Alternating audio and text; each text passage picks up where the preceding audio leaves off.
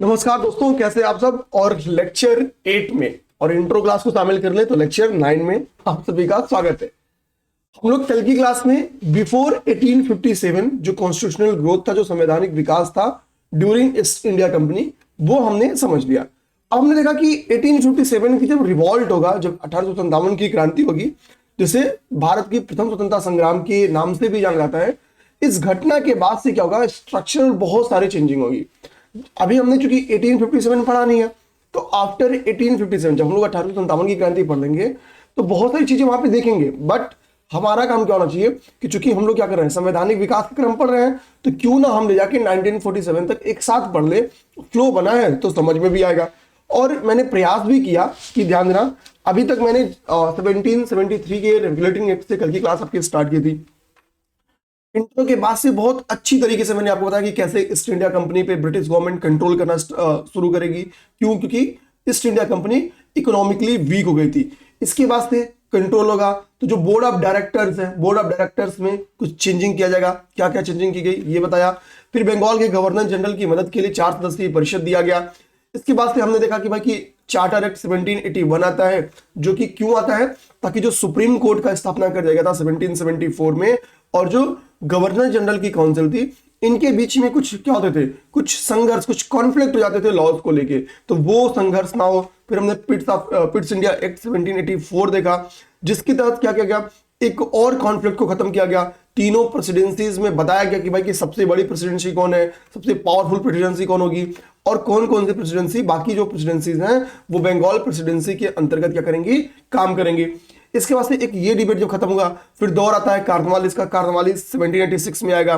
Cornwallis की अपनी कुछ डिमांड होगी कि भाई हमको क्या करना होगा, चीफ ऑफ कमांडर हम ही को बनाइए। आगे से फिर नेक्स्ट जब आएगा चार्टर एक्ट 1793, उसमें ये महसूस किया जाएगा कि भाई कार्नवालिस की डिमांड बहुत जायज थी और हमको आने वाले सभी गवर्नर जनरल को ये दे देना चाहिए। फिर बारी आती है चार्टर एक्ट 1813 की। इसमें हमने देखा कि भाई 1 लाख रुपए की व्यवस्था की गई, ईसाई मिशनरीज भेजे जाएंगे। फिर चार्टर एक्ट 1833 की बारी आती है। ठीक, तो ऊपर हमने जो व्यापारिक एकाधिकार थे वो लगभग समाप्त हो गए थे, बस चाय और चीन को छोड़ के। नीचे वाले यानी जब 33 की बारी आ गई तो चाय और चीन से भी एकाधिकार खत्म हो जाएगा। ठीक, तो ये सारी बात आएगी। इसी बीच में कुछ सोशल चेंजेस किया जाएगा। सोशल चेंज किया जाएगा, दास प्रथा समाप्त की जाएगी, सती प्रथा समाप्त की जाएगी। ठीक है, सरकारी चयन में भेदभाव को समाप्त किया जाएगा 33 के एक्ट से। ये चीजें होंगी। इसके ऊपर के एक 1833 की चार्टर एक्ट में एक बात क्या होती है कि गवर्नर जनरल की काउंसिल में चौथे मेंबर की प्रवेश होता है। हालांकि उस वक्त उसको मतदान का अधिकार नहीं था, तो वो पूर्ण मेंबर नहीं कहा जाता था। 53 के चार्टर एक्ट में वो पूर्ण मेंबर बन जाएगा। और इस तरीके से फिर हमने जो अपनी क्लासेस थी उसको कंप्लीट किया था। तो ये तो हो गया थोड़ा सा, वो होता ना वो धारावाहिक आने के पहले पुराने दिनों में क्या हुआ था पिछली धारावाहिक में, वो बताना। तो वो चीजें हमने देख लिया। खैर, हमने थोड़ी सी जल्दीबाजी में स्लाइड किया वीडियो को, ताकि आप लोग से कुछ क्वेश्चन पूछे जा सकें। बस वो क्वेश्चन भी कल की क्लास से रहेंगे, तो मैंने क्वेश्चन नोट किया है। तो चलिए बस दिमाग में रखना है, आपको कमेंट करना होगा। यहां मैं क्या करता हूं, एक लिखूंगा होमवर्क। होमवर्क जो है मेरे भाई, ये आप लोग कमेंट बॉक्स में बताया करो। इससे क्या होगा कि एक जुड़ाव का जो विषय है ना, वो हमारे आपके बीच में बना रहेगा। तो homework number 1 simple simple question है, लेकिन धारदार क्वेश्चन है। बात ठीक है, 1773 के रेगुलेटिंग एक्ट से 1774 में कलकत्ता में सुप्रीम कोर्ट की स्थापना की गई थी, जिसके मुख्य न्यायाधीश कौन थे, एलिजा इम्बे। ठीक है, हमने बताया कि इसमें कुल 4 न्यायाधीश थे, 3+1 या 1+3 हम लोग कह लें। ये 1773 के रेगुलेटिंग एक्ट से थे, सुप्रीम कोर्ट कलकत्ता जो था। तो जो अन्य 3 न्यायाधीश थे उनका नाम आप लोग कमेंट करो। पहला क्या है, जो शेष 3 न्यायाधीश हैं उनका नाम, इनके नाम का मैंने एक ट्रिक बताया था। उनके नाम का ट्रिक क्या था, चलिहा ट्रिक था। तो चलिहा में च क्या है, ली क्या है और हा क्या है, ये कमेंट करना है। सेकेंड जो हमारा होमवर्क है, आइए उसको देखते हैं। दूसरा होमवर्क मैंने आप सबको अभी जब समझा भी रहा था अच्छी क्लास में, पुराना चीज, उसमें एक चीज बताया था कि भाई कि वॉरेन हेस्टिंग्स की सहायता के लिए 4 परिषद, बंगाल की गवर्नर जनरल की सहायता के लिए 4 सदस्यीय परिषद की नींव रखी गई। उन चारों सदस्यीय परिषद का मैंने कल आपको नाम भी बताया था, फ्रांसिस, क्लेवरिंग, मानसन, वारवेल। ठीक है, वारवेल। तो ये चारों नाम बताया था। मेरे क्वेश्चन ये नहीं है। तो जो 4 सदस्यीय परिषद की नींव रखी गई थी, 4 सदस्यीय परिषद की नींव रखी गई थी, आपको बताना है मेरे भाई इनका कार्यकाल कितना था। याद करिए, मैंने आपको इसका कार्यकाल बताया था, वेरी इंपॉर्टेंट बात है। ठीक है, नॉर्मल आपको किसी गाइड बुक में देखने को नहीं मिलेगा। सॉरी तीसरी क्वेश्चन जो मेरा आपसे है वो ध्यान दो आप लोग, ये सब चीजें आपको कमेंट करनी ही करनी होगी, ठीक है, इसको छोड़ना नहीं है, ये दिमाग में रखना, ठीक। आपको अगली चीज बताना है कि बोर्ड ऑफ कंट्रोल का हमने बताया कि गठन किया गया था, कब किया गया था, ये आप बता सकते हो। तो बोर्ड ऑफ कंट्रोल के सदस्य हमको था कि 6 सदस्य थी, सही है कि नहीं है। हमारा जो क्वेश्चन है वो ये है कि जो उनको वेतन दिया जाता था, तो वेतन पहले तो भाई यूके की गवर्नमेंट अपनी देती थी, लेकिन बाद में ये वेतन कहां से जाने लगा, भारतीय राजस्व से दिया जाने लगा, भारतीय राजस्व से दिया जाने लगा। तो बताओ कब किस साल से या किस एक्ट के तहत कहा गया कि बीओसी बोर्ड ऑफ कंट्रोल के सदस्यों का जो राजस्व होगा वो किसे दिया जाएगा, भारतीय राजस्व से दिया जाएगा। तो ये हमारा नेक्स्ट क्वेश्चन है कि किस एक्ट में ये बात लिखी गई थी, किस एक्ट में ये बात लिखी गई थी, ये मेरा हो गया क्वेश्चन नंबर 3। तो ये 3 क्वेश्चन है जो कि मुझे आपसे पूछना था, इसको आपको कमेंट बॉक्स में जरूर बताना है, ध्यान देना, ठीक है। और इसके आंसर अगर आपने कल का नोट्स बनाया होगा तो आपके नोट में होगा, नहीं तो मैं कहूंगा स्पीड में एक बार क्लास को सुन लेना रहेगा, 2 पे सुनेंगे तो मैक्सिमम आपको लगेगा 30 मिनट, 25 से 30 मिनट आपकी क्लास कंप्लीट हो जाएगी। अब हम लोग आते हैं government of India act lecture number 9, lecture 9 आज हमारा स्टार्ट हो रहा है। यहाँ पे लिख इसलिए दे रहा हूं क्योंकि जब नोट्स शेयर करूंगा, आज नोट्स आपको शेयर कर दूंगा, इसके पहले क्लास नंबर 6 तक की नोट शेयर कर दिया था, आज क्लास 1 से 9 शेयर कर दूंगा, ठीक है, यानी 7, 8, 9 3 क्लास के एक साथ शेयर कर दूंगा, जिसको प्रिंट कराना है करा रहेगा। तो गवर्नमेंट ऑफ इंडिया एक्ट को हम लोग उठा के देखते हैं। गवर्नमेंट ऑफ इंडिया एक्ट क्यों आया होगा कि बिकॉज 1857 में एक रिवॉल्ट हो गया था, 1857 की क्रांति में क्रांति हो चुकी थी, और ये क्रांति लगभग तय करती थी कि ब्रिटिशर्स को क्या है, अपना बोरिया बिस्तर बांध के भागना पड़ेगा। अब इसमें 2 चीजें थी, देखो अगर इस क्रांति में पहली बात की सपोज की ब्रिटिशर्स को विजय नहीं मिली तो उसका रीजन क्या था, उसका रीजन क्या था, रीजन था कि कुछ भारतीय रियासतों के द्वारा, खासतौर पे जो मराठा सरदार थे, मैंने बताया ना कि हमने देखा था कि कुछ मराठा सरदारों की जन्म हुआ था, ठीक, तो वो मराठा सरदारों में से कुछ मराठा सरदारों ने क्या किया कि ईस्ट इंडिया कंपनी का साथ दिया। एक तो रीजन ये था कि सभी, वही नहीं और लोगों ने भी क्या किया था, साथ दिया था ईस्ट इंडिया कंपनी का, वो हम लोग डिटेल में 1857 में देखेंगे। तो इनको समझ में आया कि जो भारतीय रियासतें हैं, अगर यह मेरा साथ नहीं दी होती तो भाई एक चीज तो कंप्लीट था कि हमको यहां से सब चीज छोड़ के भागना, एक रीजन तो इन्होंने समझ गया। अब दूसरा रीजन समझो, दूसरा इससे कंक्लूजन क्या निकला कि अगर भारतीयों को भागना भी पड़ता, सॉरी ईस्ट इंडिया कंपनी को भागना भी पड़ता, तो भारत का पॉलिटिकल स्ट्रक्चर क्या होता, ठीक है, भारत का पॉलिटिकल स्ट्रक्चर क्या होता कि भाई कोई क्या कर रहा है कि पेंशन के लड़ रहा है, वो अपने आप को पेशवा घोषित कर लेता, सीधी सी बात है ना। तो एक तो क्या वो अपने आप को पेशवा घोषित कर लेते, अधिक से अधिक क्या होता, ये होता झांसी की रानी, फॉर एग्जांपल अगर ये घटना नहीं होती तो वो झांसी की क्या होती, रानी बनती, और जो उन्होंने उनका दत्तक पुत्र था वो आगे का सम्राट बनता। यानी पॉलिटिकल स्ट्रक्चर क्या रहता, एक तो तय वो राजतंत्र का रहता, वो डेमोक्रेसी तो नहीं आता, ये चीज तो तय था, ठीक है। अवध के क्षेत्र की लड़ाई हो रही थी, तो एक चीज से था कि पॉलिटिकल स्ट्रक्चर कैसा होता, राजतंत्रात्मक होता। अब एक यहां से एक सीख मिली क्या भारतीयों को, एक सीख यहाँ पे इंडियंस को मिली कि भाई हमको अगर राजतंत्र की जगह लोकतंत्र लाना है तो इंडियन को या हिंदुस्तानियों को, हम लोग कह रहे हैं, इनको एक सीख मिली कि हमको नेशन नामक एक वर्ड चाहिए, NATION नेशन। और इनको एक सीख क्या मिली, भारतीय और जो रीजन मिला कि भाई इस युद्ध में, इस क्रांति में भारतीय रियासतों ने अगर साथ नहीं दिया था तो हम निपट गए थे। प्लस इन्होंने देखा कि जमींदारों ने भी क्या किया था कि बहुत सारे जमींदार ने साथ दिया था, किसका, जो विरोध कर रहे थे। तो इनको समझ में आ गया कि अब हमको क्या करना है कि भारतीय रियासतों से पंगा नहीं लेना, तो अपना ये स्ट्रक्चर बदलेंगे कि हमको भारतीय रियासतों से पंगा नहीं लेना। अब हम लोग गवर्नमेंट ऑफ इंडिया को समझने की कोशिश करते हैं। तो पहली बात क्या हुई कि भाई ये छोटा मोटा विद्रोह था नहीं, तो इसकी खबर क्या होती है पूरे यूके में, या हम लोग कहते हैं पूरे यूरोप में बहुत तेजी से फैलेगी कि भाई की बोरिया बिस्तर बात की। जैसे आज की मीडिया क्या करेगी, जैसे मान लो कि फॉर एग्जांपल सीरिया का जो संघर्ष था, तो सीरिया के संघर्ष की मीडिया ने कई दिन तक चलाया। बांग्लादेश का जो अभी संघर्ष था, गृह युद्ध था, कई दिनों तक चला। तो इसी तरीके से क्या हुआ, 1857 की क्रांति भी कई दिन तक पेपर में निकलती है। तो इसका दोषारोपण फॉर एग्जांपल यूके से अलग कहीं भी निकलेगा, इटली में छपेगा, फ्रांस में छपेगा, जर्मनी में छपेगा, रसिया में छपेगा, कहीं भी छपेगा, तो क्या होगा कि दिखेगा कि ये नहीं लिखेगा कि ईस्ट इंडिया कंपनी को भगाई जाने वाली है, ये लिखा जाएगा ब्रिटिश गवर्नमेंट को भगाया जाने वाला है। बोर्ड ऑफ कंट्रोल में कौन थे, इन्हीं के लोग थे, तो ये गलत बात भी नहीं थी।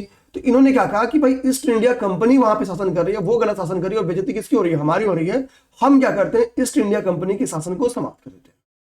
अब नहीं चलेगा, ईस्ट इंडिया कंपनी तो गई, यहां से ईस्ट इंडिया कंपनी को जो प्रशासनिक अधिकार थे टोटली खत्म कर जाएंगे, व्यापारिक एक अधिकार भी खत्म हो जाएगा, मार्केट को भारत के लिए पूरा तरीके से खोल दिया जाएगा। अब है फिर भारत का शासन कौन चलाएगा, तो ये होगा कि अब पहली बार ब्रिटिश क्राउन क्या कर रहे हैं, ब्रिटिश क्राउन के हाथ में जा रहा है कि भारत का शासन ब्रिटिश क्राउन के हाथ में, ठीक है। अब महारानी के द्वारा ब्रिटिश क्राउन के द्वारा चला जाएगा। ब्रिटिश क्राउन कहेंगे कि भाई हम भारत में तो जाएंगे नहीं शासन चलाने के लिए, हमको अपना कोई बंदा चाहिए जो मेरे प्रति रिस्पॉन्सिबल हो। तो उस बंदे को, जो भारत का गवर्नर जनरल था, उन्होंने कहा ये भारत का गवर्नर जनरल नहीं रहेगा, अब हम अपना एक प्रतिनिधि की नियुक्ति करेंगे भारत में, और उसको हम लोग भारत का गवर्नर जनरल नहीं बनेंगे, उसको हम लोग बनेंगे वायसराय। तो अब यहां से क्या हुआ, भारत का गवर्नर जनरल बन जाएगा भारत का वायसराय। तो जो भारत का अंतिम गवर्नर जनरल था, देखो यहां पे हर बार एक चीज दिमाग रखना है, जो बंगाल का गवर्नर है, अंतिम गवर्नर है, वही बंगाल का पहला गवर्नर जनरल है। जो बंगाल का अंतिम गवर्नर जनरल है वही भारत का पहला गवर्नर जनरल है। जो भारत का अंतिम गवर्नर जनरल है वही भारत का पहला वायसराय। सिंपल सी बात है, कोई ऐसा नहीं कि हमने नया पद बनाया तो क्यों, तो किसी नए इंसान की नियुक्ति कर दी पहली पोस्टिंग पे, वो ठीक है, उनको अपने वाले पे ट्रस्ट था तो उन्होंने वही किया है। तो वायसराय के तौर पे लॉर्ड कैनिंग आएगा। लॉर्ड कैनिंग जब आएगा तो ध्यान रखना, लॉर्ड कैनिंग यानी लॉर्ड कैनिंग क्या है, प्रथम वायसराय है। हम लोग कह सकते हैं कि क्या है, ये प्रथम वायसराय है, ये दिमाग में अपने रखना है। अब देखो यही नहीं, एक नवीन पद का और सृजन किया जाता है, जिस नवीन पद का, देखो अब क्या वायसराय तो भाई गवर्नर जनरल को ही एक नया नाम दे दिया गया, जो नवीन पद बनाया गया वो बनाया गया भारत सचिव। भारत सचिव जो ये थे, ये रहते नहीं थे भारत में, नाम बस इनका था भारत सचिव। ये रहते कहां थे, ये रहते थे यूके में। अब बात आती है, भारत सचिव बोलेंगे मैडम आपकी मदद के लिए तो आपने वायसराय रख लिया है, हम अपनी मदद कैसे करेंगे, हमको भी तो, हमको रिस्पॉन्सिबल आप ठहराएंगे, तो हम अपनी मदद कैसे करेंगे। तो ये हुआ कि आपकी भी मदद के लिए हम व्यवस्था करते हैं, हम एक 15 सदस्यीय एक कमेटी बनाते हैं, 15 सदस्यीय एक मेंबर बनाएंगे जिसको हम लोग इंडिया काउंसिल या भारत परिषद के नाम से जानेंगे।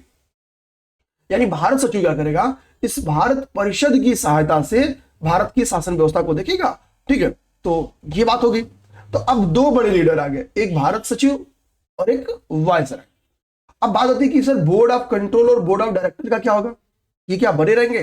तो भाई जब कंपनी ही नहीं बची है तो बोर्ड ऑफ कंट्रोल और बोर्ड ऑफ डायरेक्टर की क्या जरूरत।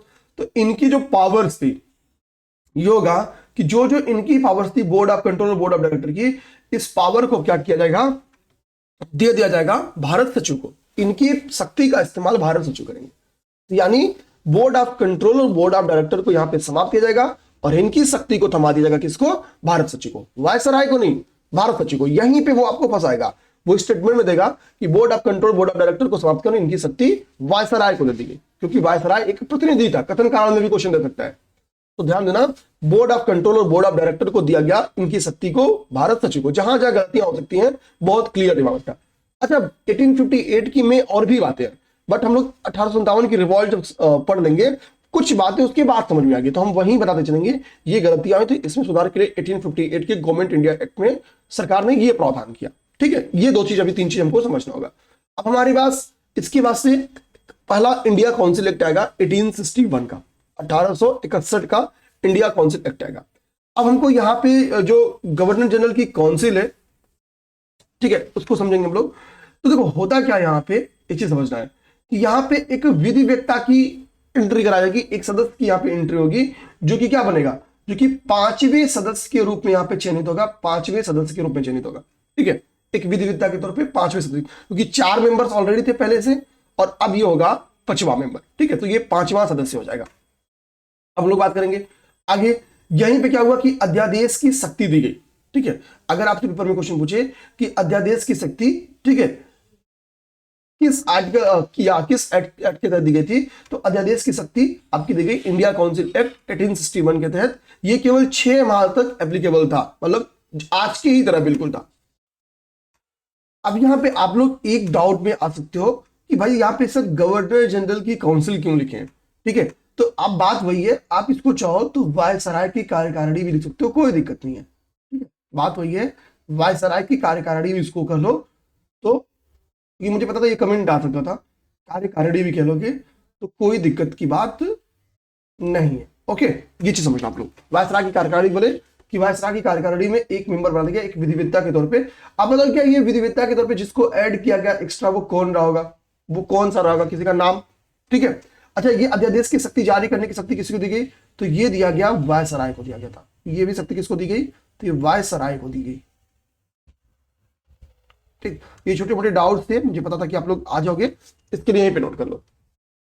इतना ही नहीं, अब होगा क्या, देखो इस चीज को, कैनिंग भाई यहाँ पे क्या है, कैनिंग वायसराय है, तो कैनिंग को ने क्या किया, कैनिंग को हुआ कि आपको क्या करना है, स्ट्रक्चरल सुधार करना। इसके स्पष्ट निर्देश मिले हुए थे कि भारत में अब कोई एडमिनिस्ट्रेटिव दिक्कत नहीं आनी चाहिए, क्योंकि 1857 की क्रांति हुई थी, तो अब कोई दिक्कत ना आए, सभी लोग खुश रहे, इसके लिए क्या हुआ, पोर्टफोलियो सिस्टम चलाया गया, विभागीय प्रणाली इसने चलाया। जैसे आप देखते हो ना आजकल क्या है कि भाई कि मंत्री पद कितने हैं, फिक्स है, आप लोग बता सकते हो कि ठीक है मंत्री पदों का संख्या किस हिसाब से फिक्स किया गया, किस कॉन्स्टिट्यूशनल अमेंडमेंट के तहत फिक्स किया गया, कितना परसेंट फिक्स किया गया, वगैरह वगैरह।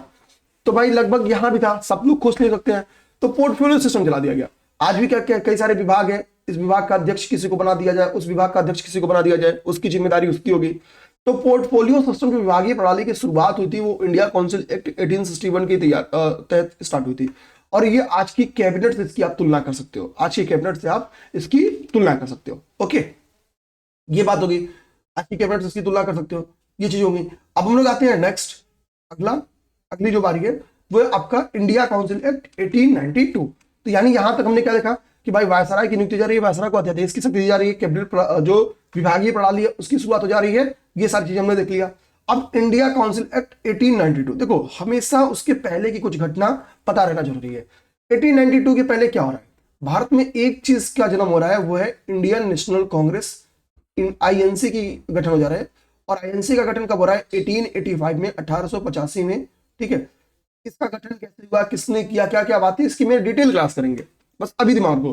तो ये क्या करेगी, अब आईएनसी के गठन से क्या हुआ, एक वर्ड आ गया, जो वर्ड आ गया एन, मतलब क्या था, नेशन, नेशन था तभी तो, ठीक है, नेशनल कांग्रेस की बात हुई तो नेशन वर्ड आ गया, यानी अब राष्ट्रीयता की बात होनी स्टार्ट होगी।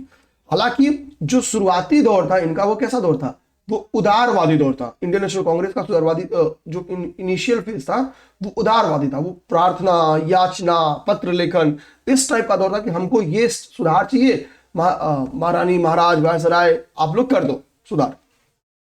अब देखो, ठीक, इस 18 जो काउंसिल एक्ट 1892 था, इसमें बेसिकली क्या है कि जो विधान परिषदों में चेंजिंग की भी उदारवादियों के द्वारा मांग की जा रही थी। तो हुआ क्या, इसमें पहले क्या गया, जो विधान परिषदों के कार्य, अधिकार एवं आकार में कुछ परिवर्तन किया गया, ठीक है, कार्य, इनके अधिकार में, इनके अधिकार में परिवर्तन किया गया, ठीक है। तो बेसिकली 1892 का जो एक्ट है ना, ये विधान परिषद में चेंजिंग के लिए जाना ही जाता है, विधान परिषदों में परिवर्तन के लिए, स्ट्रक्चरल चेंजिंग के लिए जाना जाता है।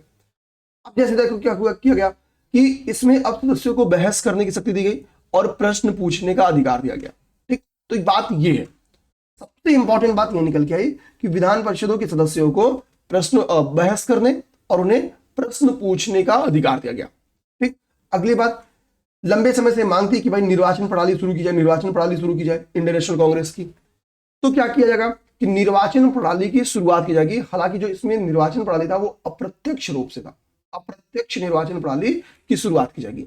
अब समय के साथ इंडियन नेशनल कांग्रेस की यही मांग है कि इसको प्रत्यक्ष करो, भारतीयों की भूमिका को बढ़ाओ। तो अभी क्या है, इंडियन नेशनल कांग्रेस की जो मांग थी कि हमको विधान परिषदों में कुछ चेंजिंग करना चाहिए, तो उनकी कुछ कुछ बातों को माना गया, जिन बातों से बहुत ब्रिटिश गवर्नमेंट को दिक्कत नहीं होती, उन चीजों को स्वीकार कर लिया गया। अब इसके बाद से अगली जो आपकी आती है वो आती है इंडियन काउंसिल एक्ट 1909, ठीक। 1909 में क्या है, को हम लोग मार्ले मिंटो सुधार के नाम से भी जानते हैं। ये वेरी इंपॉर्टेंट है, एक तो प्रीलिम्स में डायरेक्टली यही पूछा हुआ है कि मार्ले मिंटो सुधार से संबंधित है, मैथ्स दी कॉलम में जाता है, ठीक है, मॉन्टेग्यू चेम्सफोर्ड सुधार से संबंधित है। तो ध्यान देना कि 1909 मार्ले मिंटो सुधार है, उसके बाद से आपका अगला वाला जो वो मॉन्टेग्यू चेम्सफोर्ड सुधार है। अब इसमें बारी क्या है, मार्ले मिंटो सुधार में जो पहला वो है भाई, भारत सचिव और वायसराय में कौन बड़ा, तो भारत सचिव के नए पद का सृजन किया जा रहा है। ये भारत में क्या है, ब्रिटिश गवर्नमेंट का प्रतिनिधि है। तो भाई बड़ा तो होगा, तो नाम की शुरुआत तो उससे होगी, जिसे हम लोग योगी जी मोदी जी नहीं कहते हैं, मोदी योगी कहते हैं, ठीक है। तो यानी भारत सचिव और उसके बाद से वायसराय होगा। तो मार्ले मिंटो सुधार, आप समझ गए ना कि मार्ले कौन था और मिंटो कौन था। तो मार्ले भारत सचिव था और मिंटो वायसराय था। 1909 के एक्ट से क्या किया गया था, ध्यान देना, आप लोग बताओगे कि यहीं पे क्या है कि पृथक निर्वाचन प्रणाली की हमको पता है शुरुआत की गई थी। इसी नीचे मैं लिखा हूं बट कुछ समझाने के लिए पूछा हूं। पृथक निर्वाचन प्रणाली, पृथक निर्वाचन प्रणाली क्या था कि भाई जिन क्षेत्रों में ये प्रणाली पृथक निर्वाचन स्टार्ट की गई थी वहां पे वो चुनाव लड़ने का अधिकार उसी मेंबर को था, मतलब उसी कम्युनिटी था, जैसे रिलीजियस था पूरी तरीके से, बांटो और राज करो की नीति पे डिपेंडेंट था। तो पृथक निर्वाचन प्रणाली हमको पता है कि बंगाल का डिवीजन कब हुआ था, आप बंगाल का डिवीजन याद करोगे तो 1905 में बंगाल का विभाजन किया जा रहा है और 1907 में अब क्या होता है आप बता सकते हो। तो यहां से क्या होता है, बांटो और राज करो की नीति इन्होंने पहले से स्टार्ट कर ली है, उसी को आगे बढ़ाएंगे और मुस्लिमों को खुश करने के लिए पृथक निर्वाचन प्रणाली स्टार्ट करेंगे। इनिशियली ये केवल किसके लिए था, मुस्लिमों के लिए था। ठीक, अब समझो, पहले ये सबसे बड़ी दुश्मनी भी किससे करते हैं, मुस्लिमों से करते हैं। ठीक, जब इनको टक्कर मिलने लगेगा फिर हिंदुओं से बहुत ज्यादा, ठीक, तो इनको लगे यार हमको मुस्लिमों को खुश करना पड़ेगा, तो ये मतलब यही करेंगे, कभी हिंदू को खुश कभी मुस्लिम को खुश, ठीक, लड़ाएंगे एक दूसरे में। तो पृथक निर्वाचन प्रणाली की इन्होंने शुरुआत कर दी। अब पृथक निर्वाचन प्रणाली का जन्मदाता मार्ले को कहा जाता है या मिंटो को, मैं पूछना ये चाह रहा था, इसी के लिए यहां पे आपसे पूछ दिया। आप बताओ जन्मदाता किसे कहा जाता था, मार्ले मिंटो सुधार का जन्मदाता। बहुत फैक्चुअल क्वेश्चन है, आप लोग गूगल करके भी इसका आंसर कर दोगे। ऑप्शन में केवल दो ही ऑप्शन है, ए ऑप्शन मार्ले को, बी ऑप्शन मिंटो को। अब अगला देखो, भारत सचिव के परिषद, इंडिया काउंसिल लंबे समय से मांग थी कि भाई भारत सचिव और उसके सदस्यों को तनख्वाह कौन देता है, तो भारत से तनख्वाह जा रहा है, हमारे यहां से जा रहा है, लेकिन हमारे तो कोई मेंबर है ही नहीं भाई। इंडियन काउंसिल जो काउंसिल है, भारत सचिव का जो काउंसिल है उसमें तो कोई भारतीय ही नहीं, लेकिन वो जांच किस पे कर रही है, भारतीयों पे। तो इंडियन नेशनल कांग्रेस की अगली मांग क्या थी कि भाई कि भारत पर जो सचिव का परिषद है उसमें भी सुधार किया जाए, भारतीयों को शामिल किया जाए। तो फिर इंडियन नेशनल कांग्रेस की बात मान जाएगी, 2 भारतीय सदस्यों की इसमें शामिल किया जाएगा, सैयद हुसैन विलग्रामी और केसी गुप्ता, ये 2 मेंबर्स जिसको इनमें शामिल किया गया। ये वेरी इंपॉर्टेंट बात है, ध्यान रखना, ये वेरी इंपॉर्टेंट है जिसको हम लोग दिमाग में रखेंगे। इसको शामिल किया गया सैयद हुसैन विलग्रामी जी को और केसी गुप्ता, इन 2 पर्सनालिटी को शामिल किया गया, ठीक है, इंडियन काउंसिल एक्ट 1909 के तहत भारत सचिव के परिषद में। ओके, नेक्स्ट हमारे लिए इंपॉर्टेंट बात क्या है कि भारत वायसराय की कार्यकारिणी में, ठीक है, ध्यान देना, अभी ये ऊपर की जो चेंजिंग किया जा रहा है, ये सचिव के परिषद में, काउंसिल में शामिल किया जा रहा है इंडियंस को। यहाँ पे क्या हो रहा है, हम लोग ऐसे कहते हैं कि यहाँ पे हिंदुस्तानी या इंडियंस शामिल हो रहा है, INDIAN, इंडियंस शामिल हो रहा है, इंडस रिवर से इंडियंस वर्ड बना है, ठीक है। तो हम लोग कह सकते हैं कि यहाँ पे फिर यहाँ पे क्या है, वायसराय की भी कार्यकारिणी है, तो वायसराय की भी कार्यकारिणी में परिवर्तन की इंडियन नेशनल कांग्रेस की मांग थी, तो यहाँ पे सत्येंद्र प्रसाद सिन्हा जी को शामिल किया गया। यानी 1909 के एक्ट में 3 भारतीय शामिल हो रहे हैं, 2 भारत सचिव के काउंसिल में, ये कितने मेंबर्स की थी, 15 सदस्य थी। अब बताओ वायसराय की कार्यकारिणी कितने मेंबर्स की थी, अभी आपको पता है, पहले से ही हम लोग पढ़ चुके हैं, तो सत्येंद्र प्रसाद सिन्हा को उसमें शामिल किया गया। तो यानी भारतीयों का क्या हो रहा है, कानून निर्माण के में कंट्रीब्यूशन बढ़ रहा है, भारतीयों का कानून निर्माण में कंट्रीब्यूशन हो रहा है। तो इंडियन नेशनल कांग्रेस का आरंभिक, अगर हम लोग उदारवादियों की कल को पेपर में भूमिका आ जाए कि उदारवादियों की क्या भूमिका है, तो हम लोग कह सकते हैं कि कानून निर्माण में जो भूमिका थी, भारत सचिव के काउंसिल में भारतीयों का शामिल होना, वायसराय की कार्यकारिणी में भारतीयों का शामिल होना, विधान परिषद में जो स्ट्रक्चरल चेंज है, ये सारी के सारी शुरुआत कराने के पीछे उदारवादी कांग्रेस की भूमिका। तो 2 पॉइंट, तो विथ एग्जाम्पल आप यहीं से लिख सकते हो उदारवादियों की भूमिका। ओके, अब देखो इतना ही नहीं, अब हम लोग आगे आएंगे। मैंने आपसे बोला कि ऊपर क्या किया गया था कि जो मताधिकार का अधिकार था वो अप्रत्यक्ष था और अप्रत्यक्ष रूप में था। लंबे समय से मांग थी कि निर्वाचन प्रणाली जो शुरुआत की है आप लोगों ने, पहली बात तो हमारे यहाँ निर्वाचन प्रणाली की शुरुआत ही नहीं थी, ठीक है, यहाँ पे, ठीक है, चल ही नहीं रहा था। फिर ये हुआ कि इसको हम लोग प्रत्यक्ष करते हैं, तो अब सबको तो नहीं दिया गया, लेकिन एटलीस्ट कम से कम ये हुआ कि निर्वाचन मताधिकार स्टार्ट होता है, ठीक है, वोटिंग राइट्स मिलना स्टार्ट होते हैं, कम से कम किसी को तो मिले। भारत परिषद के, अच्छा यहाँ पे एक और काम क्या होगा, अभी ऊपर आपने देखा होगा कि ऊपर क्या था, यहाँ पे याद देखो कि बहस करने में प्रश्न पूछने का अधिकार था, लेकिन पूरक प्रश्न पूछने का अधिकार नहीं था। अब यहाँ पे क्या है कि भारतीय परिषद को, उसके सदस्यों को क्या किया जाएगा, पूरक प्रश्न पूछने का अधिकार दिया जाएगा। ये भी लंबे समय तक क्या किसकी मांग थी, लंबे समय से इंडियन नेशनल कांग्रेस की मांग थी। तो अगले में क्या हुआ, फिर पूरक प्रश्न पूछने का अधिकार दिया गया। जो अप्रत्यक्ष मताधिकार था, लंबे समय से इंडियन नेशनल कांग्रेस की मांग थी। ये जितने भी इधर की सुधार हो रहे हैं ये सब कहीं ना कहीं इंडियन नेशनल कांग्रेस की मांग है, और धीरे धीरे उन मांगों को स्वीकार करना स्टार्ट कर रही है और कौन, ब्रिटिश गवर्नमेंट।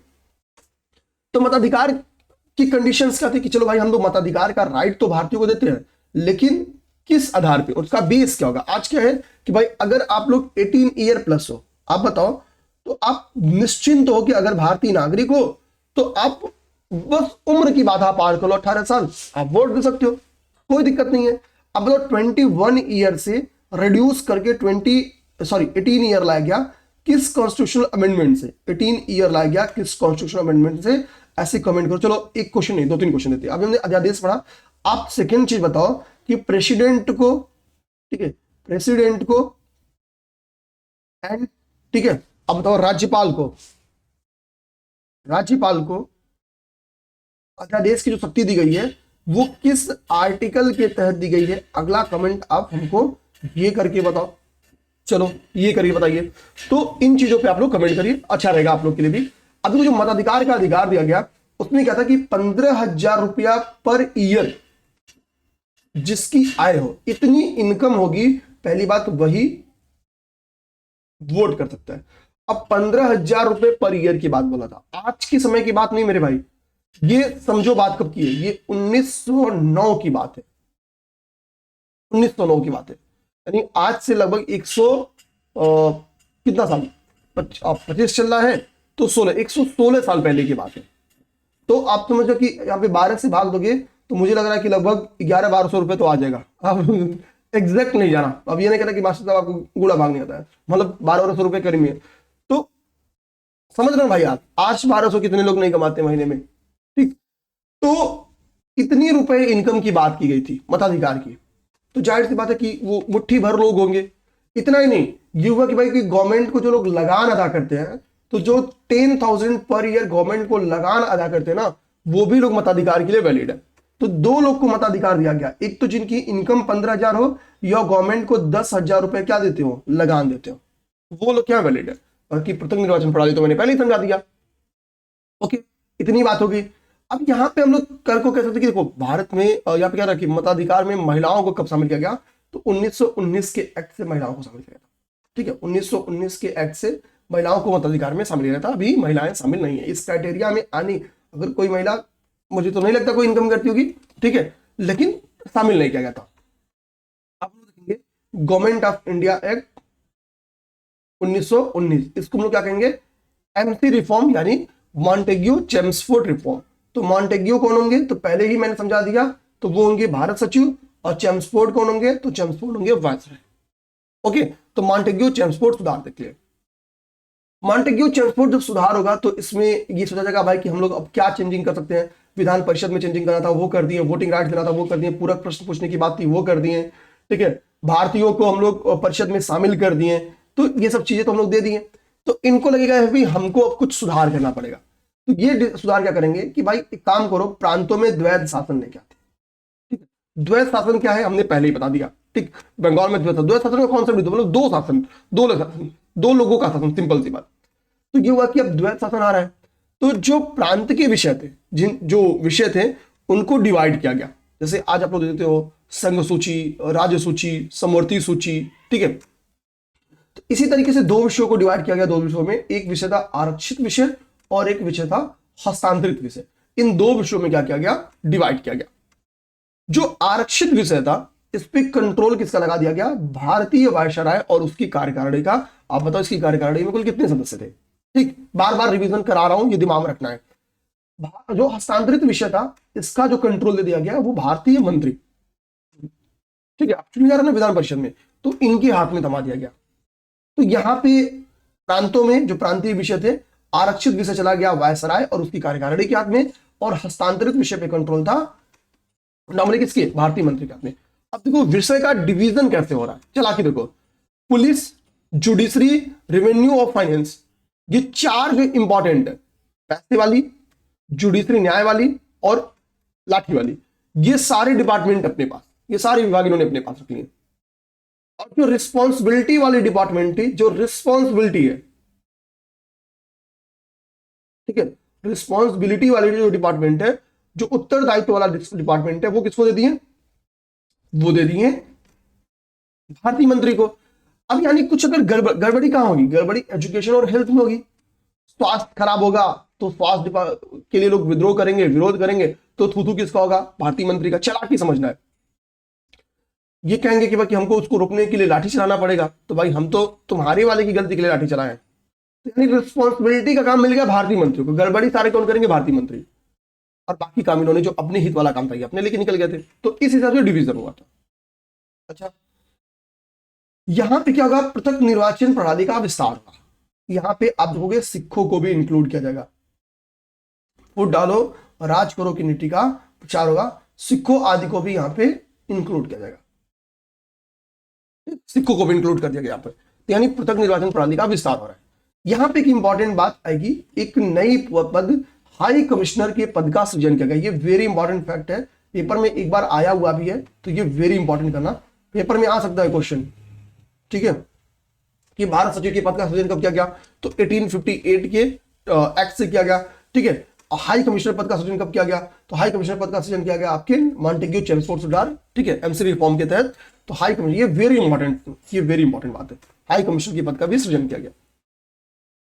अब इसके बाद से ठीक है, government of India act 1935, government of India act 1935 आ रहा है। इस समय भारतीयों के लिए क्या हो चुका है, भारतीय कह रहे हैं कि हमको अब डोमिनियन स्टेटस नहीं चाहिए। अब तक क्या है, भारतीयों की मांग थी खासतौर पे 1919 मॉन्टेग्यू चेम्सफोर्ड सुधार के समय से ही कि भाई हमको डोमिनियन स्टेटस दे दो। ठीक है, जैसे ऑस्ट्रेलिया को दिया हुआ था, तो डोमिनियन स्टेटस की मांग थी। लेकिन अब क्या कहेंगे, अब हमको पूर्ण स्वराज्य चाहिए। भारतीयों की क्या मांग आ जाएगी कि भाई अब हमको पूर्ण स्वराज्य चाहिए। सब चीज अभी हम लोग जब आगे पढ़ेंगे तो एक एक चीज समझ में आएगा, कब डोमिनियन स्टेटस की हमने मांग करनी शुरू की, कब हमने पूर्ण स्वराज की मांग करनी स्टार्ट की। अभी हमको बस एक ऊपर ऊपर का इंट्रो समझ चल रहा है, तो कि हमको गवर्नमेंट ऑफ, हम लोग जब आगे पढ़ेंगे ना तो वो समझाता भी चलूंगा। देखो ये डिमांड थी, तो इसके लिए इस एक्ट में ये बात मान ली गई, या ये अंग्रेजों के साथ दिक्कत थी, तो उन्होंने अगले गवर्नमेंट ऑफ इंडिया में या इस एक्ट में उन्होंने ये रिफॉर्म किया अपने लिए। ठीक, तो पूर्ण स्वराज हमारी मांग हो जाएगी। तो इंग्लिश कहेंगे भाई पूर्ण स्वराज लोगे तो क्या प्रजातंत्र स्टेब्लिश करोगे या राजतंत्र स्टेब्लिश करोगे, हम कहेंगे हमको प्रजातंत्र चाहिए। तो बोलेंगे प्रजातंत्र तो तभी मिल पाएगा जब तुम्हारे पास एक क्या रहे, एक कॉन्स्टिट्यूशन रहे, एक संविधान रहे, एक कॉन्स्टिट्यूशन रहे। तो पहले संविधान बनाने की औकात किसी के पास है, तुम में से, या वो भी हमको ही बनाना पड़ेगा। ठीक है, तो ये कहते हैं तुम्हारे पास औकात नहीं है, वो हमको बनाना पड़ेगा। इनकी इसी बात को लॉर्ड बर्किनहेड ने चैलेंज कर दिया था, नेहरू ने स्वीकार कर लिया कि हम बना के दिखाएंगे संविधान। हम तो नेहरू रिपोर्ट लॉर्ड बर्किनहेड के चैलेंज के बाद ही आई थी, समझना बात को। तो जो आपकी गवर्नमेंट ऑफ इंडिया एक्ट 1935 आती है, मैंने आपको इंटर में बताया था कि साइमन कमीशन जब क्लास 1 की स्टार्ट हुआ था, भारत में 2 बार आया था। देखना साइमन कमीशन के बारे में यहां पे कहीं लिखूं क्या, जगह है कहीं, यहां जगह है, यहां थोड़ा सा एक ब्लॉग बना देता हूं। ठीक है, ओके, यहाँ पे लिख देता हूँ साइमन कमीशन।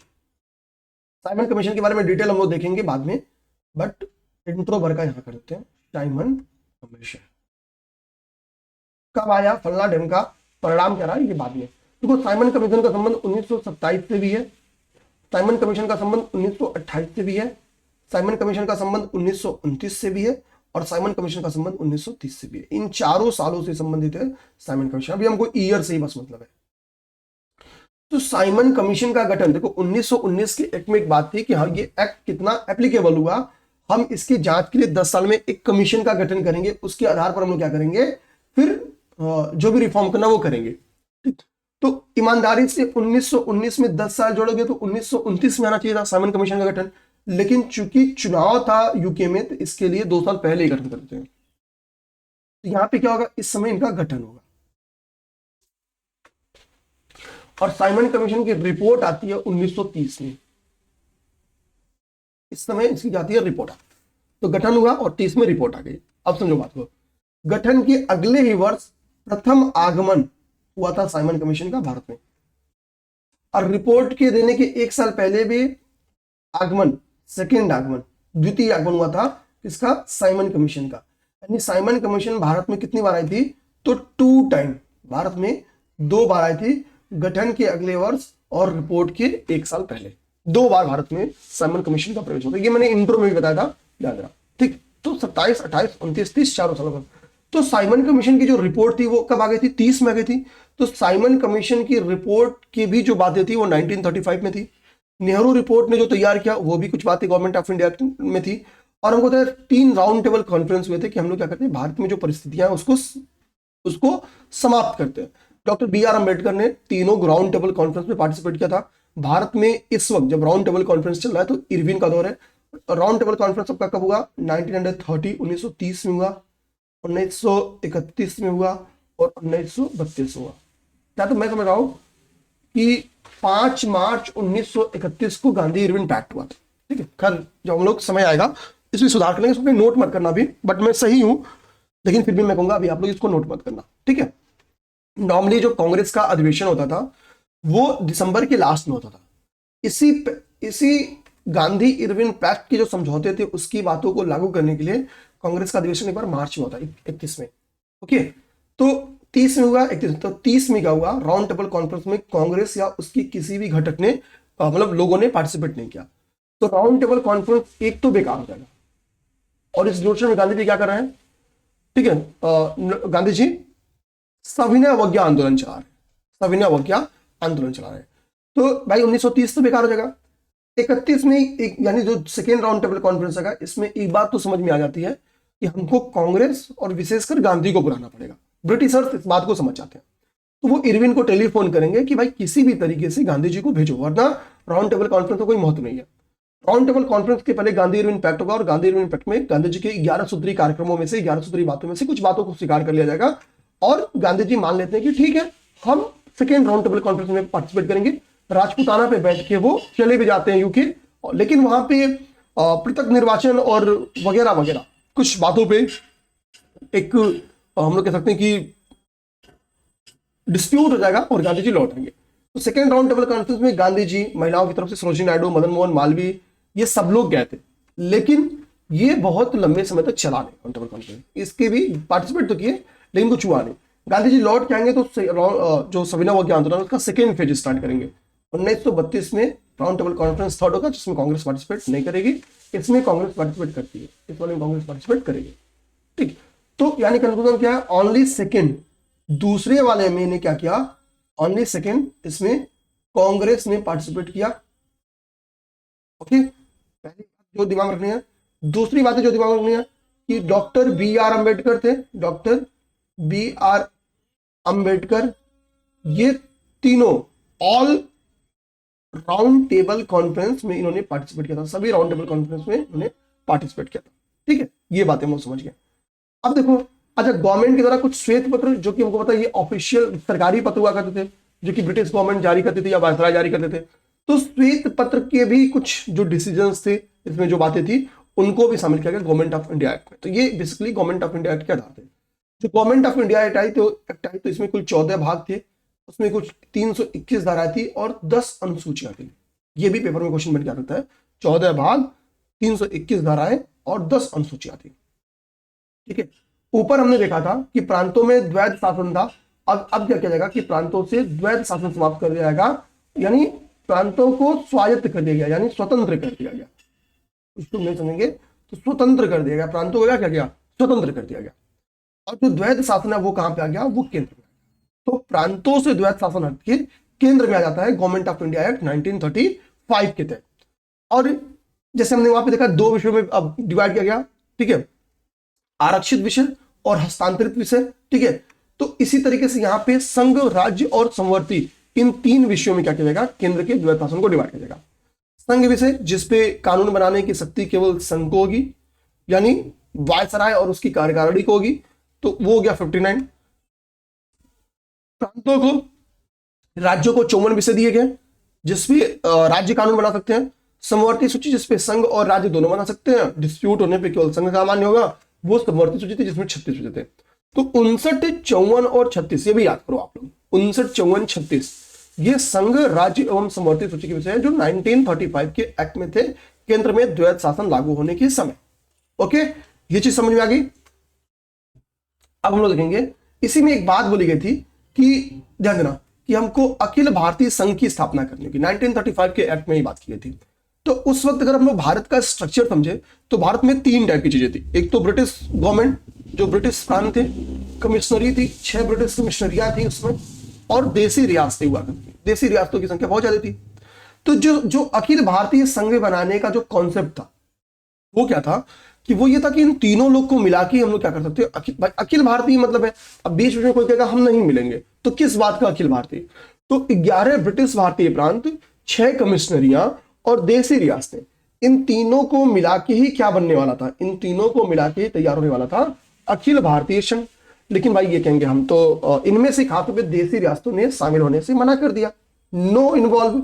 ये देसी रियासतें क्या कहेंगी, भाई नो, हम किसी भी अखिल भारतीय संघ में पार्टिसिपेट नहीं करेंगे। तो यानी अखिल भारतीय संघ का जो कॉन्सेप्ट था ये धरा का धरा रह गया। यही अखिल भारतीय पर में क्वेश्चन बन जाएगा कि 1935 के जो गवर्नमेंट ऑफ इंडिया एक्ट है उसकी कौन सी बात लागू नहीं हो पाई? तो वो बात आपकी होगी, वो होगा, ठीक है, कि देसी रियासतों वाली बात। अच्छा हाँ, मैंने यहाँ पे क्वेश्चन लिखा है अभी,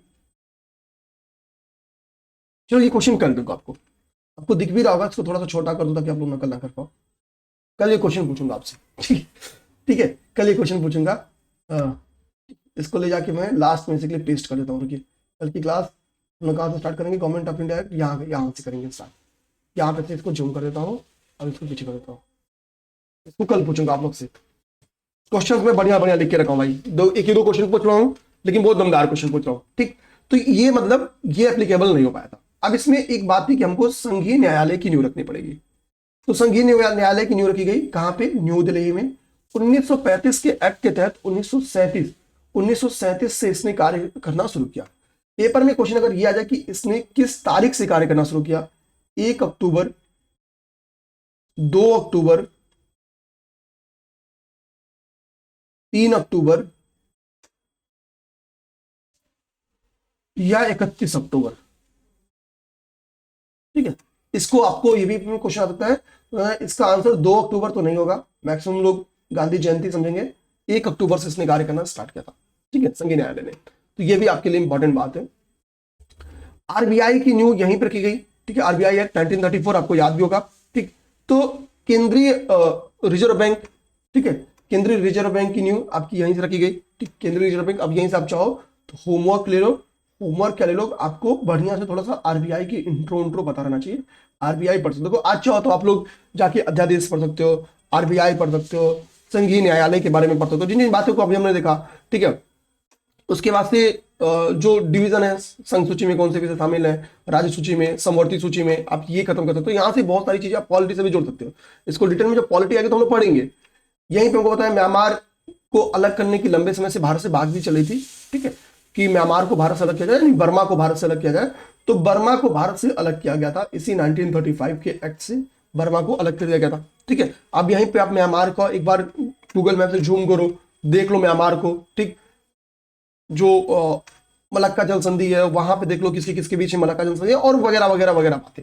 हमारे कहने का मतलब है कि आप यहाँ पे एक बार म्यांमार को भी गूगल करके या गूगल मैप पे जाके जूम करके देख लो, बहुत सारी चीजें आपकी, परंतु यहाँ पे मेकांग रिवर आपको समझ में आ जाएगी, बहुत सारी चीजें आपको समझ में आएंगी जो यहाँ पे है, ठीक।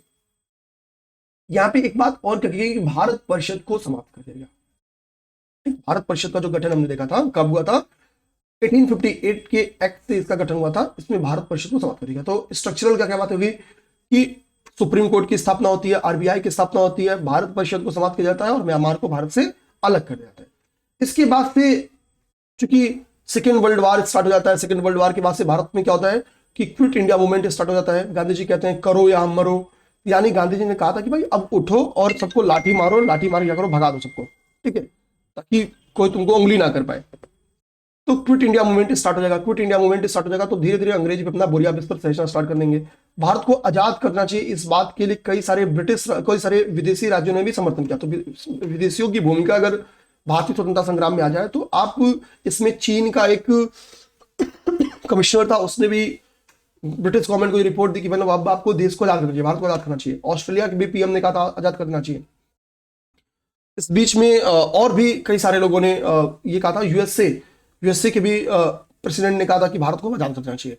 तो मतलब विदेशियों की भूमिका, अब ये क्या, ये जो विदेशी दबाव पड़ रहा है ना, ये बहुत बड़ा दबाव है, ठीक है, छोटा मोटा दबाव नहीं है। तो विदेशियों की भूमिका में आप ये बातें भी शामिल कर सकते हो। अभी हम लोग जब आगे पढ़ेंगे यानी यहाँ से अब मेंस के लिए बहुत सारी चीजें आप देखेंगे ना। अभी मेंस होने दीजिए आपको, मैं आपको दिखाऊंगा कि इस क्लास से आपके मेंस के लिए बहुत सारी चीजें बन के आएंगी। ठीक है, ध्यान रखना, बस दिमाग खोल के रखना है यहाँ पे।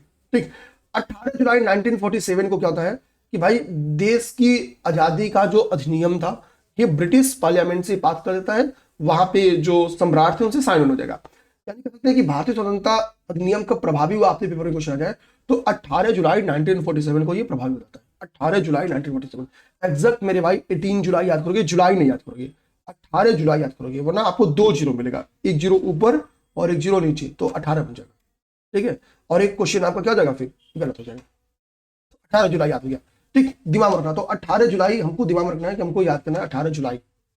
ठीक, अब यहाँ पे आज तक बताना आपको ये बात पता थी कि नहीं पता थी। मुझे पता है कि 10 में से 5 लोग ऐसे होंगे जो कहेंगे सर नहीं ये तो नहीं पता था। देश आजाद होता है तो भारत का पीएम कौन बनेगा, जवाहरलाल नेहरू, ये तो 100% को पता है। गवर्नर जनरल कौन बना था, लॉर्ड माउंटबेटन। ठीक, क्योंकि भाई अभी यही थे तो इन्हीं को बना दिया गया। तो अब बोलो सर ये तो पता था, देखो एक पाकिस्तान अलग हुआ हमसे, भिखमंगा बन गया उसके बाद से, वो अलग की बात है। तो इसके प्राइम मिनिस्टर किसको किसको पता था, जिन्ना बने थे। 10 में से 5 लोग को पता होगा, लिख के लो मेरे से, कि पहले प्राइम मिनिस्टर जिन्ना बने थे, लियाकत अली प्राइम मिनिस्टर बने थे, और वहां पे गवर्नर जो थे, गवर्नर जनरल वो थे आपके मोहम्मद अली जिन्ना साहब लगाना। हालांकि निरर्थक होगा हम लोग के लिए, हम लोग मोहम्मद अली जिन्ना भी बोले तो कोई बड़ी बात नहीं है। ठीक है, अच्छी बात होगी, बुरी बात नहीं मानी जाएगी। तो हम लोग बोल सकते हैं मोहम्मद अली जिन्ना, क्योंकि हमारे पूरी स्वतंत्रता संग्राम के ड्यूरेशन में इस शख्स का 0% कंट्रीब्यूशन है। जिस वक्त हम लोग क्विट इंडिया मूवमेंट लड़ रहे थे उस वक्त ये अंग्रेजों के साथ थे और जम के उनका साथ दिए। जितनी खून खराबा मचा पाए खून खराबा मचाए, तो इज्जत देने का कोई काम किया नहीं है। ठीक है, तो हमारे कहने का मतलब है लियाकत अली और मोहम्मद अली जिन्ना। जिन्ना साहब फिर निकल गया, तो मोहम्मद अली जिन्ना, ठीक, ये गवर्नर थे ना कि पीएम। मुझे पता है मैक्सिमम लोग गलतियां करेंगे। ठीक, आप बताना कि किसको किसको ये गलतियां पेपर में क्वेश्चन आता तो कर देते, कमेंट बॉक्स में जरूर बताना। तो भाई यहां से हम लोग चीजें खत्म कर लिए। कल हम लोग पढ़ेंगे भू राजस्व नीति। इंट्रो दे देता हूं यहीं पे भू राजस्व नीति का। देखो होता क्या कि बंगाल में अब आ चुके हैं कौन, बंगाल में, और धीरे धीरे बंगाल के बाद से आफ्टर बक्सर शेष भारत में ही आ जाएंगे ब्रिटिशर। हमने तो देख भी लिया। तो अब ये लैंड पे कंट्रोल करना और लैंड की दीवानी पार है। तो अब बात आती है कि ये कैसा मैनेजमेंट लेके आएंगे। तो अंग्रेजों की खूबी आपको बताता हूं, वो पहले डायरेक्ट अपने हाथ में नहीं लेते, कोई भी ऐसा काम नहीं लेते थे जिसमें सीधा इनका विरोध हो, जिसमें सीधा किसका विरोध हो, इनका विरोध हो। जैसे देखो जब द्वैध शासन लेके आ रहा है, हमने पढ़ा 1919 के एक्ट में, जब प्रांतों में द्वैध शासन आ रहे हैं, तो हस्तांतरित विषय जो भारतीय मंत्री को दिए जाते हैं वो रिस्पॉन्सिबिलिटी वाले विषय है। ठीक, समझ गए बात को। इसी तरीके से बंगाल में द्वैध शासन लेके आते हैं तो बंगाल के नवाब को रिस्पॉन्सिबिलिटी का काम दिया गया है।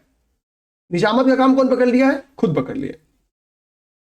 तो जिसमें रिस्पॉन्सिबिलिटी है, जिसमें बेइज्जती हो सकती है, वो काम किसको दे दिए, वो काम ये देते थे दूसरे को, ताकि गलती हो तो कोई उसको करिए, हमको नहीं करिए। हम तो कल कर ही नहीं रहे गलत, वो हमारा डिपार्टमेंट ही नहीं है। यही काम वो लैंड रेवेन्यू पॉलिसी में करेंगे। सारी लैंड रेवेन्यू पॉलिसी, चाहे वो इस्तेमारी हो, चाहे वो महालवानी सिस्टम हो या रैयतवानी सिस्टम हो, ये तीनों बनाए तो वही हैं, इसके रूल्स वही बनाए हैं, इसके रेगुलेशन उनके हैं। लेकिन जब इसका निगेटिव इंपैक्ट पड़ेगा तो कहेंगे भाई ये निगेटिव इंपैक्ट डालने वाले आप ही के तो लोग हैं। जमींदार कौन है, आपके हैं। ठीक है, जो वो उनको क्या बोलते हैं, जो पैसा देते हैं, सूदखोर कौन है, आप ही के लोग हैं। तो जब इस भू राजस्व नीति से विरोध स्टार्ट होगा ना, तो आप देखोगे भी लोग कहते हैं कि भैया हम आपके रैयत रहना चाहते हैं, महारानी हम आपका रैयत रहना चाहते हैं। हमको दिक्कत अपने जमींदारों, किसानों, सूदखोरों, इनसे है। हम इनके खिलाफ मूवमेंट करेंगे, और होता भी है मूवमेंट उनके खिलाफ। तो समझ नहीं पाते, सारा किया जा रहा तो इन्हीं का है। तो इनके तहत 3 बंदोबस्त लेके आ गए, 3 हम लोग कहते हैं रेवेन्यू सिस्टम लेके आ गए। एक का नाम था इस्तेमारी बंदोबस्त, ये परमानेंट सेटलमेंट था। इसमें रेवेन्यू परमानेंट के लिए फेमस थी कि हमको कितना चाहिए, जमींदार को कितना चाहिए, तो इसमें कितना लेना है ये पता था। समझ गए। महलवाड़ी व्यवस्था क्या थी, महलवाड़ी में क्या, महल का मतलब था ग्रुप्स ऑफ विलेज। तो यहां पे ये बेसिकली नॉर्दर्न इंडिया में लागू थी। तो नॉर्दर्न इंडिया में आपकी लगभग 30% भूमि पे ये आपकी चल रही, खासतौर पर पंजाब, यूपी और मध्य प्रदेश वाले बेल्ट पे महलवाड़ी सिस्टम लागू थी। रैयत का मतलब होता है किसान। इसमें जो रेवेन्यू सिस्टम था वो डायरेक्ट रैयतों से था, किसानों से था। ठीक, तो इसके बारे में हम लोग डिटेल पढ़ेंगे। देखो सिंपल सी बात है, इसी भू राजस्व नीति का विरोध होगा, इसी भू राजस्व नीति का परिणाम रहेगा कि किसान आंदोलन होंगे। तो हम लोग इसी भू राजस्व नीति के पढ़ने के बाद कल क्या पढ़ेंगे, देखो सब काम हो चुका है, किसान विद्रोह पढ़ेंगे। इसमें भी हम लोग सारा किसान विद्रोह तो देख नहीं सकते हैं, तो हम लोग जो इंपॉर्टेंट है, नील, पाबना, दक्कन, मोपला, एका, ठीक है, तेभागा, सब चीज देखेंगे। देखो एक एक चीज तैयार करते चला, अभी कुछ चीजें ऐड करनी है, ठीक। तो ऐड करेंगे कल की क्लास के लिए, वो तो हम लोग करते रहेंगे। मिलते हैं नेक्स्ट क्लास में मेरे भाई। जय हिंद, जय भारत। और स्क्रीन पे घूम रहा होगा नंबर पीसीएस 25 और आरओ 23 की प्रीलिम्स की टेस्ट सीरीज स्टार्ट है। विश्वास रखो टेस्ट सीरीज पे, ज्वाइन करो, टेस्ट दो और अच्छे नंबर लेके आओ। पढ़ोगे तो अच्छे नंबर टेस्ट में आएंगे, अच्छे नंबर टेस्ट में आएंगे तो अच्छे नंबर आपके एग्जाम में भी आएंगे। अंतर यह है कि आप किस अप्रोच से टेस्ट सॉल्व करते हो। लास्ट तक मत जाओ किसी भी चीज को छोड़ के। करेंट अफेयर भी अभी खत्म करो, जनरल हिंदी भी अभी खत्म करो, जीएस भी अभी खत्म करो और टेस्ट भी अभी खत्म करो। जय हिंद, जय भारत।